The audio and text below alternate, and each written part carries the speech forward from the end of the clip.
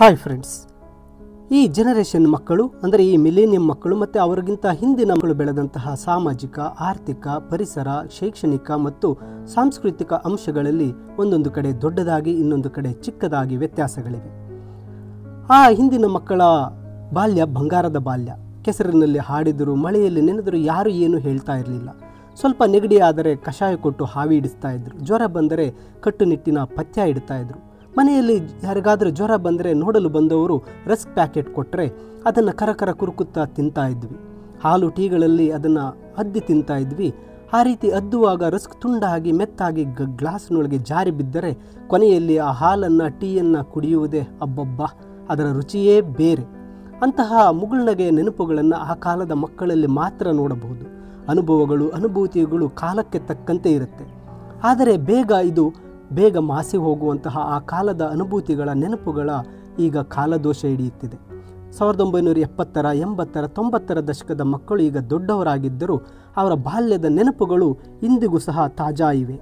Internet ಇರಲಿಲ್ಲ, smartphone ಇರಲಿಲ್ಲ. ಹಾಗಾಗಿ ಒಬ್ಬರೊಬ್ಬರು ನೇರವಾಗಿ ಮಾತಾಡ್ತಾ ಇದ್ರು. ದೂರದವರಿಗೆ ಮಾತನಾಡಬೇಕಂದ್ರೆ ಟ್ರಂಕ್ ಕಾಲ್ ಮಾಡಬೇಕಿತ್ತು. ಅದಕ್ಕೆ ಕೆಲವು ಗಂಟೆಗಳು ಕಾಯಬೇಕಾಗಿತ್ತು. ಊರಿನಲ್ಲಿ ಯಾರಾದರೂ ಒಬ್ಬರ ಮನೆಯಲ್ಲಿ ಬ್ಲ್ಯಾಕ್ ಆ್ಯಂಡ್ ವೈಟ್ ಟಿವಿ ಇದ್ದರೆ ಸಾಕು, ಮಕ್ಕಳೆಲ್ಲ ಅದರ ಸುತ್ತಲೂ ಗುಂಪು ಸೇರ್ತಾ ಇದ್ರು. ರಾಮಾಯಣ, ಮಹಾಭಾರತ, ಶಕ್ತಿಮಾನ್ ಧಾರಾವಾಹಿಗಳು, ಒಂದು ದಿನ ಚಿತ್ರಲಹರಿ, ಮತ್ತೊಂದು ದಿನ ಚಿತ್ರಹಾರ, ಭಾನುವಾರದ ಸಿನಿಮಾ, ಮಧ್ಯೆ ಬರುವ ಜಾಹೀರಾತುಗಳು ಸೇರಿದಂತೆ ಎಲ್ಲವೂ ಅದ್ಭುತವಾಗಿದ್ದು. ಟಿವಿ ಇಲ್ಲದವರ ರೇಡಿಯೋದಲ್ಲಿ ಕ್ರಿಕೆಟ್ ಕಾಮೆಂಟ್ರಿ ಕೇಳ್ತಾ ಇದ್ರು. ರಸ್ತೆಗಳಲ್ಲಿ ಅಂಬಾಸಿಡರ್ ಕಾರುಗಳು ಓಡಾಡ್ತಾ ಇದ್ವು. ಬಜಾಜ್ ಸ್ಕೂಟರ್ಗಳು ಜೋರಾಗಿ ಚಲಿಸ್ತಾ ಇತ್ತು. ಹೀರೋ ಸೈಕಲ್ಗಳು ಓಡಾಡ್ತಾ ಇತ್ತು. ಮಾರುತಿ 800 ಕಾರು ಅಂದರೆ ಅಬ್ಬಾ, ಅದೊಂದು ಹೆಮ್ಮೆ. ಯಮಹಾ RX 100 ಶಬ್ದ ಕೇಳಿದರೆ ಸಾಕು, ಅದೊಂದು ಕಿಕ್. ಒಂದೇ ಒಂದು ಬಜಾಜ್ ಸ್ಕೂಟರ್ ಮೇಲೆ 5ರಿಂದ 6 ಮಂದಿ ಕುಟುಂಬದ ಸದಸ್ಯರೆಲ್ಲರೂ ಸಹ ಪ್ರಯಾಣ ಮಾಡ್ತಾ ಇದ್ರು. ಚೆಂಡಾಟ, ಉಳಿ ಚಟ್ನಿ, ಕಣ್ಣಾಮುಚ್ಚಾಳೆ, ನೆಲಬಂಡೆ, ಕಬಡ್ಡಿ ಆಟ, ಖೋಖೋ, ಗಿಲ್ಲಿ ದಾಂಡು, ಕಣ್ಣಿಗೆ ಬಟ್ಟೆ ಕಟ್ಟಿಕೊಂಡು ಅವರನ್ನು ಬಿಟ್ಟು ಇವರು ಯಾರು ಅಂತ ಹೆಸರು ಏಳಿಸೋದು, ಕೊನೆಗೆ ಮೂಗು ಹಿಂಡುವುದು ಕೂಡ ಒಂದು ಆಟವೇ. ಜಾರುಬಂಡಿ, ತೂಗುಬಂಡಿ, ಅವಾಪಚ್ಚಿ ಆಟಗಳ ಕೊರತೆಯೇ ಇರಲಿಲ್ಲ. ಶಾರೀರಿಕ ಬಲ ಮತ್ತು ಚುರುಕುತನಕ್ಕೆ ಈ ಆಟಗಳೆಲ್ಲವೂ ಕೇವಲ ಮಾದರಿಗಳು ಮಾತ್ರ. ಸಂಜೆ ಮತ್ತು ಬೇಸಿಗೆಯ ಮಧ್ಯಾಹ್ನಗಳಲ್ಲಿ ರಚ್ಚಬಂಡೆ ಮೇಲೆ ಸೇರಿ ಎಲ್ಲರೂ ಮಾತಾಡ್ತಾ ಇದ್ರು. ಎದುರಿನವರು ಕಷ್ಟಗಳು ತಮ್ಮ ಕಷ್ಟವೆಂದು ಭಾವಿಸಿ ಮಾತಿನ ಸಹಾಯ ಮಾಡ್ತಾಯಿದ್ರು, ಕೆಲಸದ ಸಹಾಯ ಮಾಡ್ತಾಯಿದ್ರು. ಮಳೆಗಾಲ ಬಂದರೆ ಸಾಕು, ಮಕ್ಕಳು ಕಾಗದದ ದೋಣಿಗಳಿಗಾಗಿ ಮುಗಿಬಿದ್ದು ಮನೆಯ ಮುಂದೆ ಇರುವ ಸಣ್ಣ ಕಾಲುವೆಗಳಲ್ಲಿ ಬಿಡುತ್ತಿದ್ದ ಆ ಕಾಗದ ದೋಣಿಗಳು, ಗೋಳಿ ಆಟ, ಹಳೆ ಟೈರುಗಳೊಂದಿಗೆ ಬಂಡಿ ಆಟ ಎಲ್ಲವೂ ಸಹ ಒಂದೇ ಎರಡೇ. ಇವೆಲ್ಲವೂ ಹೇಳ್ತಾ ಇದ್ದಾಗ ನಮಗೆ ಇಂದಿನ ಎಲ್ಲ ನೆನಪುಗಳಾಗುತ್ತೆ. ಮನೆಯಲ್ಲಿ ಹುಣಸೆ ಬೀಜದ ಆಟ ಶುರು ಮಾಡಿದರೆ ಸಮಯ ಹೋಗ್ತಾ ಇರ್ತಕ್ಕಂಥದ್ದೇ ಗೊತ್ತಾಗ್ತಾ ಇರಲಿಲ್ಲ. ನಾವು ಆಡಕ್ಕೆ ಹೋದರೆ ಬೆಳಗ್ಗೆ ಹೋದರೆ ರಾತ್ರಿ ಬರ್ತಾ ಇದ್ವಿ. ನಿಜಕ್ಕೂ ಇಂದಿಗೆ 25 ವರ್ಷಗಳ ಹಿಂದೆ, ಅಂದರೆ ಸುಮಾರು 2000 ಇಸ್ವಿಗಿಂತ ಹಿಂದೆ ಆ ಕಾಲದ ಬಗ್ಗೆ ನಾನು ಈಗ ಮಾತಾಡ್ತಾ ಇರೋದು. ಏಕೆಂದರೆ ಕಳೆದು ಹೋದ ಕಾಲದಲ್ಲಿ ನಾವು ಮರೆತ ನಮ್ಮ ಇರುವಿಕೆ, ನಮ್ಮ ಸಂಬಂಧಗಳು, ಮನುಷ್ಯನ ಸ್ವಭಾವ ನೆನಪಿಗೆ ಬಂದರೆ ಅವುಗಳನ್ನು ಮತ್ತೆ ಪಡೆದುಕೊಂಡು ಆನಂದಿಸಲು ಸಾಧ್ಯವೇ? ಆನಂದ ಅಂದರೆ ಅದೇ ಆಗಿದ್ದರೆ ಅದನ್ನು ಸಂಪಾದಿಸುವುದೇ ನಮ್ಮ ಕರ್ತವ್ಯ. ಮಕ್ಕಳು ಮೆಚ್ಚುತ್ತಿದ್ದ ಧಾರಾವಾಹಿಗಳು, ಅವು ಇತಿಹಾಸ, ಪುರಾಣ, ಚಾರಿತ್ರಿಕ ವ್ಯಕ್ತಿಗಳು, ಸಾಮಾಜಿಕ ಕಥೆಗಳು, ಹಾಸ್ಯಭರಿತ, ವೈಜ್ಞಾನಿಕ ವಿಷಯ ಏನೇ ಇರಲಿ ಎಲ್ಲವೋ ಎಲ್ಲ ವಯಸ್ಸಿನವರನ್ನ ಆಕರ್ಷಿಸ್ತಾ ಇತ್ತು. ಶಕ್ತಿಮಾನ್ ಚಿತ್ರಗಳನ್ನು ಹಾಕಿರ್ತಕ್ಕಂಥ ಟೀ ಶರ್ಟ್ಗಳನ್ನು ಧರಿಸಿ ಗೋಡೆಗಳ ಮೇಲೆ ಪೋಸ್ಟರ್ಗಳನ್ನು ಅಂಟಿಸಿ ಅವರೊಂದಿಗೆ ಪೋಸ್ ಕೊಟ್ಟು ಸಂತೋಷ ಪಡ್ತಾ ಇದ್ವಿ. ಇನ್ನು ರೋಲಿಂಗ್ ಪಿಂಗ್ ಮ್ಯಾಗ್ನೆಟ್ ನೆನಪಿದೆಯಾ ನಿಮಗೆ? ದುಂಡಾಗಿ ತಿರುಗುತ್ತಾ ಹತ್ತಿರ ಬಂದಾಗ ಕ್ಲಿಂಗ್ ಎಂಬ ಶಬ್ದ ಮಾಡಿ ಅಂಟ್ಕೊಳ್ತಾ ಇದ್ದು. ಅವು ಯಾರ ಬಳಿ ಇರುತ್ತೋ ಅವರು ಕ್ಲಾಸ್ನಲ್ಲಿ ಹೀರೋ ಆಗಿರ್ತಾ ಇದ್ರು. ಲೇಸರ್ ಲೈಟ್ ಇದ್ದವನು ಸೂಪರ್ ಹೀರೋ. ದೊಡ್ಡ ಹೆಮ್ಮೆ ಪಡುತ್ತಿದ್ದ. ರಾಕ್ಷಸ ಹಲ್ಲುಗಳನ್ನು ಹಾಕಿಕೊಂಡು ಸ್ನೇಹಿತರನ್ನು ಎದುರಿಸುವುದು, ಹೀಗೆ ತಮಾಷೆಯಾಗಿ ಕಾಣುವ ಎಷ್ಟೋ ವಿಷಯಗಳು ಆಗ ದೊಡ್ಡ ಆಶ್ಚರ್ಯಗಳಾಗಿದ್ದು. ಅವುಗಳನ್ನು ಕೊಂಡುಕೊಂಡವರೇ ನಿಜವಾದ ಶ್ರೀಮಂತರು. ಕೆಲವರ ಬಳಿ ದುಬೈನಿಂದಲೋ ಮಾವನಿಂದಲೋ ಬಂದಂಥ ವಿಡಿಯೋ ಗೇಮ್ ಇನ್ನು ಇದೆ ಅಂದರೆ ಅದರ ಮಾತೇ ಬೇರೆ. ಅವನು ಭೂಮಿಯ ಮೇಲೇ ನಿಲ್ತಾ ಇರಲಿಲ್ಲ. ಈ ನೆನಪುಗಳೆಲ್ಲ ಎಷ್ಟು ಕೋಟಿ ಕೊಟ್ಟರೆ ಸಿಗಬಹುದು. ಒಂದು ಬಾರಿ ಒಬ್ಬ ಹುಡುಗ ಸ್ಕೂಲ್ಗೆ ಬಂದಿರಲಿಲ್ಲ. ಮರುದಿನ ಅವನು ಬಂದಾಗ ಹಿಂದಿನ ದಿನ ಲೀವ್ ಲೆಟರ್ ಹೇಗೆ ಬರೆಯಬೇಕು ಅಂತ ತಿಳಿಸ್ಕೊಟ್ಟಿದ್ರು.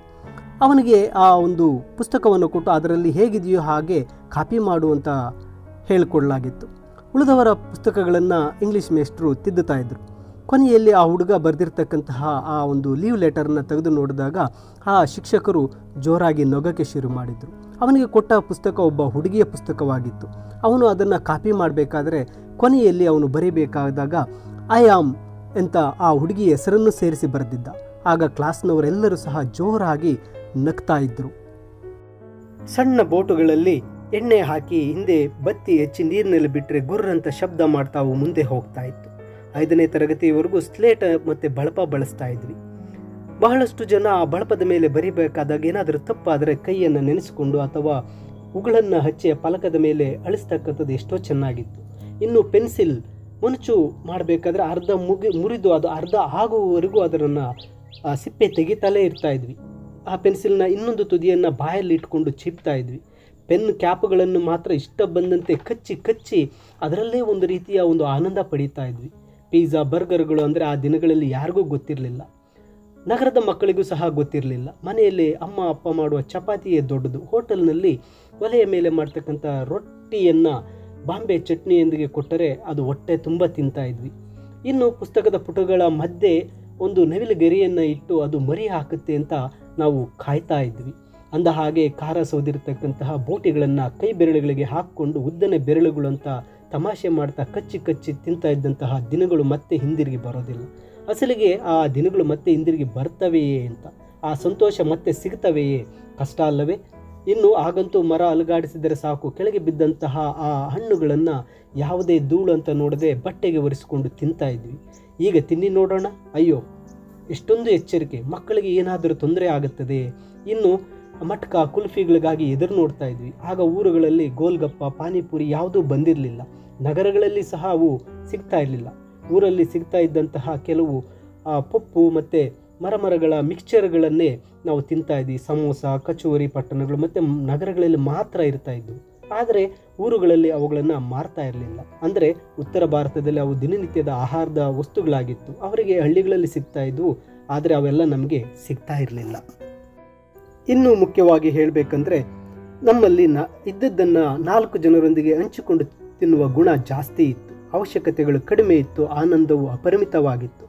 ಫೋನ್ ಮಾಡಬೇಕಂದ್ರೆ STD ಇಲ್ಲವೇ ಕಾಯಿನ್ ಬಾಕ್ಸ್ ಇತ್ತು. ಸೆಲ್ ಫೋನ್ಗಳು 2000 ವರ್ಷದ ನಂತರ ಬಳಕೆಗೆ ಬಂದಿದ್ದವು. ಅದಕ್ಕಿಂತ ಮೊದಲು ಊರಿನಲ್ಲಿ ಒಬ್ಬರದ್ದೋ ಇಬ್ಬರದ್ದೋ ಒಂದು ಫೋನ್ ಇರ್ತಾ ಇತ್ತು.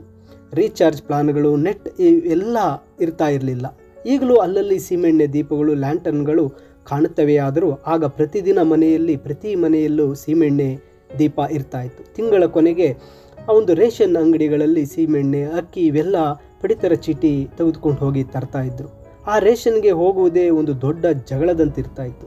ನೀನು ಹೋಗು ಅಂದರೆ ನೀನು ಹೋಗು ಅಂತ ಕೊನೆಗೆ ಏನಾದರೂ ಆಗಲಿ ಹೋಗಿ ಅದರಲ್ಲಿ ಉಳಿತಕ್ಕಂಥ ₹1/2 ಚಾಕ್ಲೇಟ್ ಅಥವಾ ಬಿಸ್ಕೆಟನ್ನು ಕೊಂಡ್ಕೊಳ್ತಾ ಇದ್ವಿ. ಅದು ಕೂಡ ಆಶಾ ಚಾಕ್ಲೇಟ್. ನೀವು ಎಂದಾದರೂ ಊರುಗಳಲ್ಲೋ ಅಥವಾ ನಗರಗಳಲ್ಲೋ ಹಳೆಯ ಬೀದಿಗಳಲ್ಲಿ ತಿರುಗಿ ನೋಡಿ.